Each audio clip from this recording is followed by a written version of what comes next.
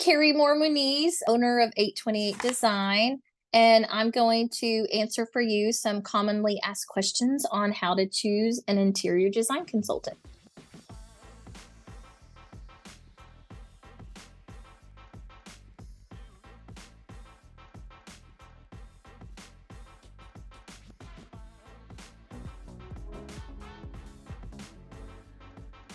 When you're looking to hire a senior living interior designer, I think experience is key. A lot of times budgets come down to cost, and when you're hiring someone who doesn't know the landscape, and say they're a residential designer and they're not used to designing to codes and compliance and even performance materials, right? Specing wrong furniture that could cost the client money. I think that's the biggest thing to look for, just because when you're hiring somebody that's not experienced, you may be paying in the long run, and it may not show up right then. You may be replacing flooring or furnishings that start performing and failing over time. Whereas if you hire an expert, they can design to a performance spec, and you can, stay fresh and looking good for, 5 to 7 years. So I think that's first and foremost, because everything comes down to money at the end. So, I think the other thing too is, when you're hiring a senior living designer, is, understanding what their process is ahead of time. Some designers, love to design on trend, and there's a place for that. But I think, if it were me hiring a designer, I'd want to understand how they go through that process to capture the spirit of your community and set you apart from your competitors, and not just do on trend things, but what's going to enhance their culture and really echo the landscape and the region that they're in, and really elevate it to a point that feels comfortable, right? Change is hard for a lot of aging adults, and they don't always want to look like they're walking into a hotel or the newest on-trend building. And we get that a lot when we work in our existing campuses. So, that's very important, is to really style it out how it needs to be, and understanding how your designer would approach that process. When we kind of approach high level, numbers and visioning and planning, kind of a rough order of magnitude with clients, we really walk with a marketing lens. Sometimes we walk into the front door, and we all know that first impression is first and foremost the most you need to spend your money and focus on. But sometimes the flooring was just replaced and it looks really good. Sometimes the flooring needs to be replaced, but the sofa hasn't been set in for years and it still looks great, and it just needs new pillows and some complimentary lounge chairs. Sometimes the lighting stands out. So when we go in, we kind of do an evaluation, because we know, sometimes we have the luxury of completely redoing everything. But, what we found in the last couple of years with our clients is, we want to stretch the dollars as far as we can go, because we know we can't do everything. And so whether we're, budgeting for cost effective lighting replacement, what kind of existing finishes and or furniture we can be, cost savings on, and then put some new complements with it.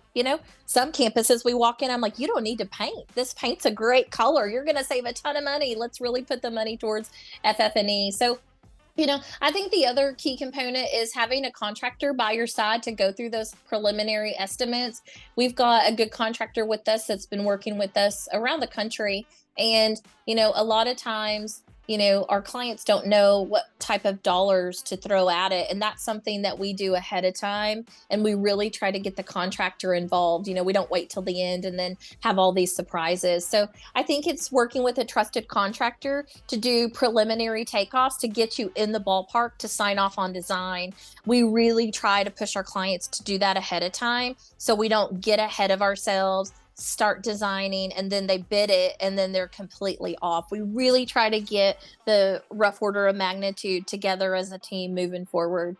But we look at all options, right? We're not below specking Wayfair or Lamps Plus lighting fixtures, because we really know we need to spend more money on a lounge chair that people are going to be sitting in and looking at when they walk through the front door. So, it's a myriad and a huge group effort. And I think the more work you put in ahead of time, before design gets signed off on, and we really roll up our sleeves and commit to the numbers that we said. I think that's the most important part of planning.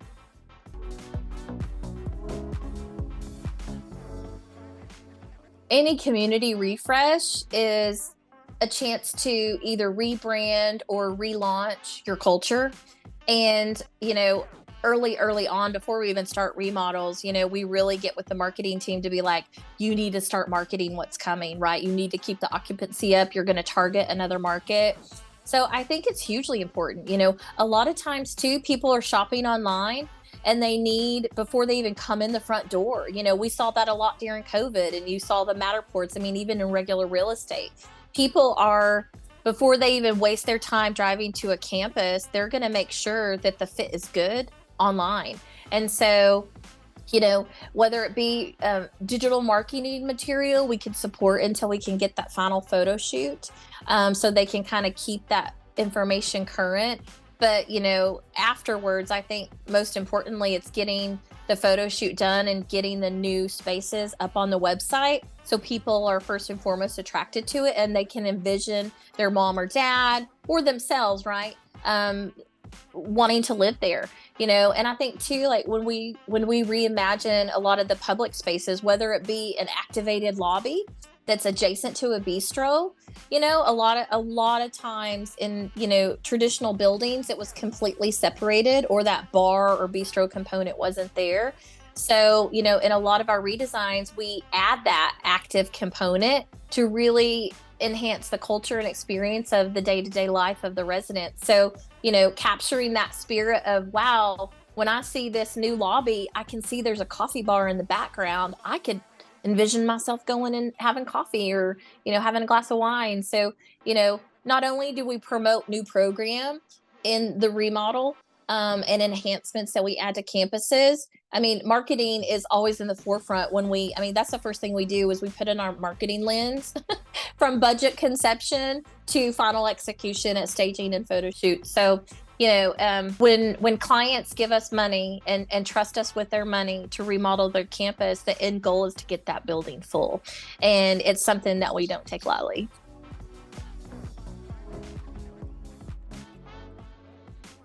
So the roles we play in a renovation project is truly turnkey, from early visualization and concepts to budget management, working as a team with a contractor to keep it, get the numbers in early so we have liberty to design, rolling up our sleeves to value engineer things to keep the design intent where it needs to be.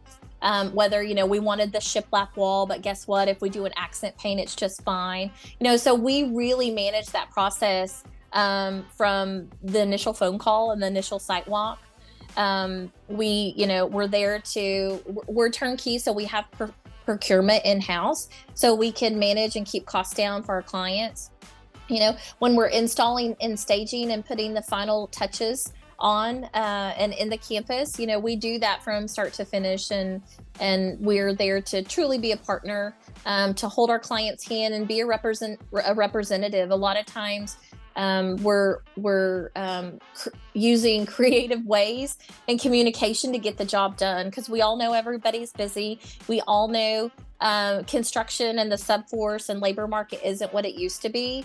So we're constantly, I wouldn't say reinventing ourselves, but pivoting to make sure that we can get to A to Z, from point A to point B in a timely manner, at a cost efficient manner, knowing that things may change. And I think being a flexible design consultant is the most important part, because, we're not going to get our hearts broken if we can't install the countertop we wanted to, because, once we started unraveling the ceiling, there's some not so fun stuff that the client had to throw money at. So I think being flexible and pivoting as a leader and as a consultant and, a true partner for the client is the most important thing. And that's what we sign up for, and we love doing it.